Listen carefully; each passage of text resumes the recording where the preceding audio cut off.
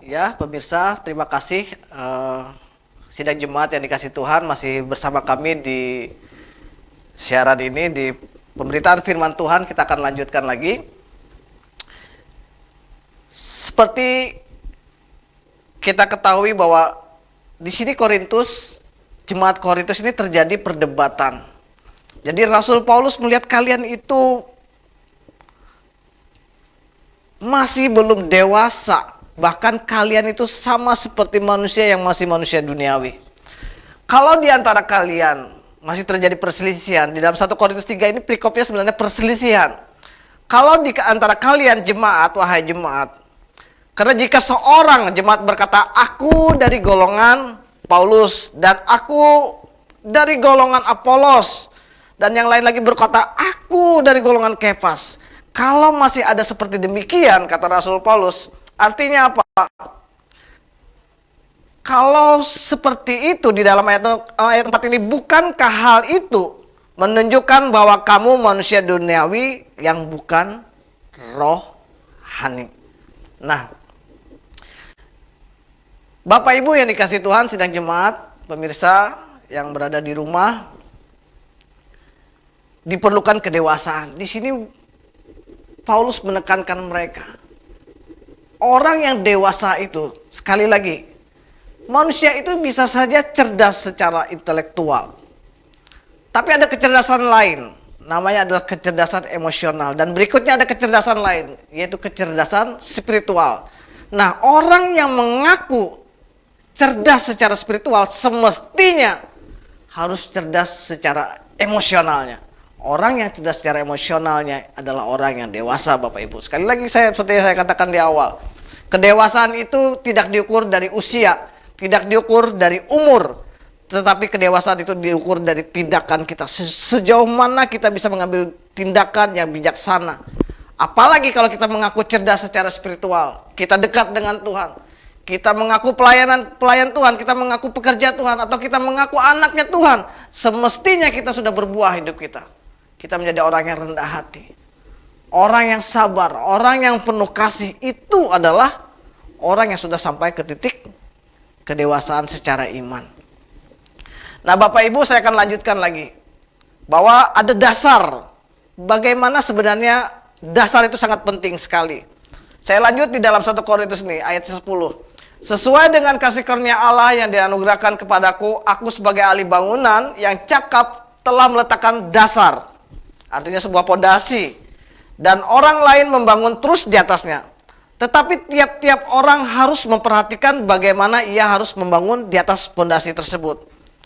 Karena tidak ada seorang pun yang dapat meletakkan dasar lain daripada dasar yang telah diletakkan, yaitu Yesus Kristus. Dasarnya adalah, pondasinya adalah Yesus Kristus. Harus kita catat bahwa dasarnya yang pertama adalah Yesus Kristus. Entah di atas dasar tersebut kita mau bangun dengan apa nih? Mau kita bangun apa bangunannya di atas dasar tersebut? Orang bisa saja membangunnya di ayat ke-12. Entah orang itu membangunnya di atas dasar ini dengan emas, ataukah dengan perak, ataukah dengan batu permata, kayu, terserah saja. Tapi kelak suatu saat akan diuji, dikatakan sini. Karena hari Tuhan akan menyatakan, sebab ia akan nampak dengan api, dan bagaimana pekerjaan masing-masing orang akan diuji oleh api tersebut. Nah, Bapak Ibu yang dikasih Tuhan, bisa saja orang ini terlihat kokoh, karena tadi dikatakan di atasnya sepertinya dia dibangun dengan emas, dengan perak.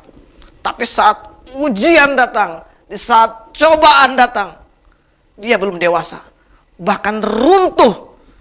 Dia kecewa dengan Tuhan, dia meninggalkan Kristus. Bapak Ibu yang dikasih Tuhan, Rasul Paulus dalam keadaan apapun tidak pernah meninggalkan Tuhan. Kata Rasul Paulus, Tuhan kalau bisa ya Bapak, cabutlah duri dalam dagingku ini. Tapi apa jawab Tuhan? Cukuplah kasih karuniaku kepadamu. Justru dalam kelemahanmu lah kuasaku bekerja. Nah, orang yang mampu berkata demikian, apakah dia tidak berbahagia? Dia mampu mengucap syukur sekali lagi dalam segala keadaannya. Sekali lagi Bapak Ibu yang dikasih Tuhan, terserah kita bertumbuh di gereja apa, bertumbuh dengan guru siapa. Siapa saja Bapak rohani kita, boleh dengan A kita berguru, dengan B kita berguru, atau kita bertumbuh di gereja A, di gereja B, di gereja C, silakan. Tapi yang penting itu adalah dasarnya adalah Kristus. Kalau saat badai, saat ujian datang, bangunan di atasnya itu rubuh, artinya dia tidak mempunyai dasar Kristus. Sama seperti hal dua bangunan. Satu bangunan yang dibangun di atas pasir saja, tanah tanpa pondasi, yang satunya dibangun di atas batu. Di saat badai datang tapi bangunan ini berdiri kokoh. Kenapa? Karena dasarnya adalah Yesus Kristus. Dan Rasul Paulus mengerti sekali kunci dalam hidup ini. Dia tahu mati adalah sebuah keuntungan, tapi kalau aku hidup adalah memberi hidupku untuk Kristus Yesus. Karena dia tahu dasarnya, yaitu pondasinya adalah Kristus Yesus. Nah, Bapak Ibu yang dikasih Tuhan, kalau kita melihat hari-hari ini mungkin sering terjadi ejek, saling mengejek, saling mengolok satu sama yang lainnya, saling menghina satu sama yang lainnya. Sebenarnya kita sebagai anak Tuhan harus memperlihatkan buah-buah dalam kehidupan kita. Kita harus memperlihatkan kasih Kristus dalam kehidupan kita. Kita harus menjadi contoh, menjadi garam, menjadi teladan. Kita harus berbuah dalam hidup kita. Nah, tapi saat-saat ini, belakangan hari ini, apalagi keadaan kita semakin susah dengan terjadi pandemi COVID-19 ini. Banyak juga sebagian dari anak Tuhan yang kecewa. Karena situasi yang semakin berat, dia berdoa dan terus berdoa. Tapi sepertinya dia kecewa dengan Tuhan. Karena Tuhan sepertinya, Tuhan di mana engkau Tuhan? Kenapa engkau tidak mendengar doa-doaku? Akhirnya dia meninggalkan Tuhan, dia kepahitan dengan Tuhan. Kenapa Bapak Ibu dikasih Tuhan? Karena belum kokoh, belum kuat. Imannya belum dewasa, masih kekanak-kanakan. Tidak bisa diberi makanan yang keras, tidak bisa diuji dan keras. Kalau demikian kalian masih manusia duniawi, kata Rasul Paulus. Hanya susu saja yang masih bisa diberikan untuk kalian. Bapak Ibu yang dikasih Tuhan, saya percaya Bapak Ibu juga bertanya,